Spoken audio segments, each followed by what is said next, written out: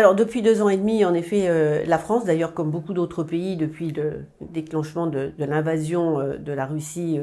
en Ukraine, eh bien, cet investissement est plus important parce que c'est la seule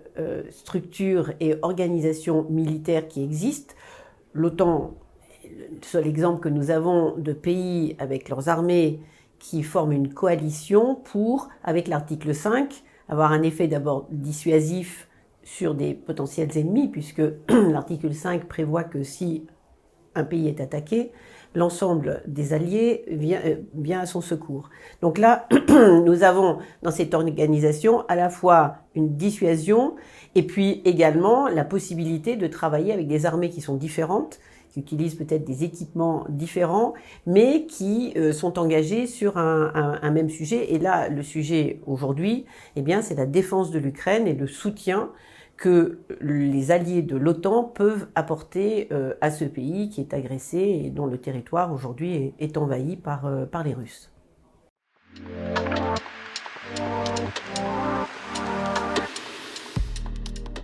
Alors, cela fait des années que l'allié américain nous demande de partager le fardeau donc des dépenses militaires dans cette organisation qu'est l'OTAN,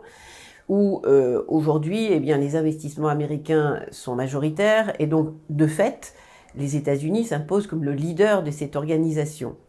Et donc, comme elle a été mise en place, eh bien, pour la défense du continent européen et continue à l'être aujourd'hui, il est naturel que les Américains nous demandent, et de façon de plus en plus pressée, depuis maintenant une décennie, eh bien, de partager en effet les dépenses qui font que l'OTAN puisse fonctionner en tant qu'une organisation d'alliés. Alors, nous avons un objectif qui est celui de 2% de dépenses, après quand même des décennies, bon, c'est 70 ans de paix, aujourd'hui nous payons finalement les dividendes de la paix, hein, de sous-investissement dans à la fois les équipements militaires, mais également tout ce qui touche à la mobilité et qui fait que, eh bien, un territoire très vaste, qui est celui de l'Europe, doit être en capacité de pouvoir se défendre contre une agression extérieure, en partant du principe que si cette agression vient de l'Est et qu'un des pays membres de l'OTAN et de l'Union européenne est agressé, eh bien c'est l'ensemble du continent finalement qui viendrait à son secours. Donc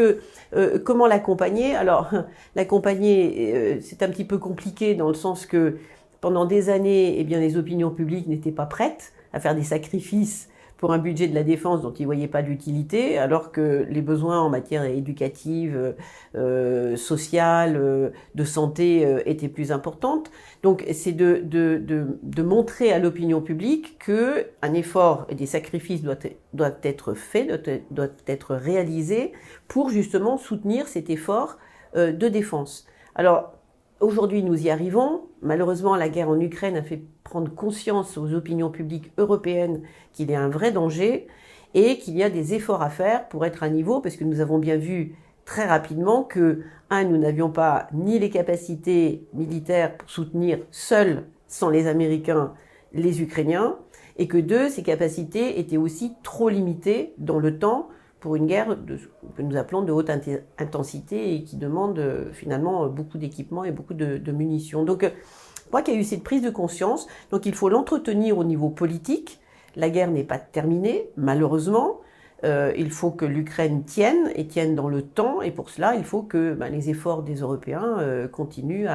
à être présents autant que les Ukrainiens en auront besoin.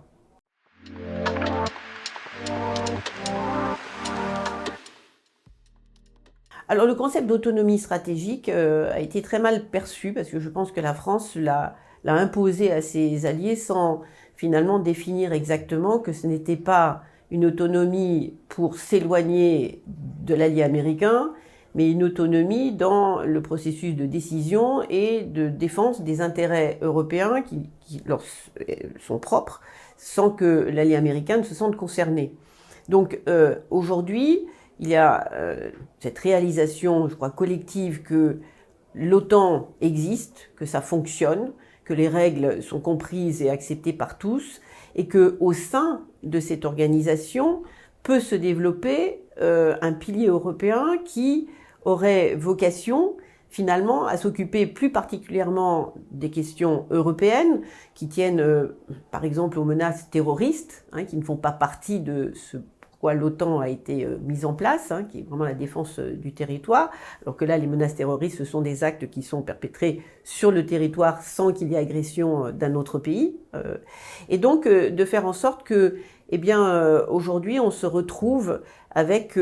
cette force, avec des Européens qui sont en capacité de s'entendre et de se dire qu'il faut qu'ils soient en capacité également de ne pas faire appel aux États-Unis à chaque fois qu'il y a un problème sur le continent européen, tout en sachant que les États-Unis aujourd'hui ont d'autres préoccupations qui sont beaucoup plus à l'est, notamment en Asie, et que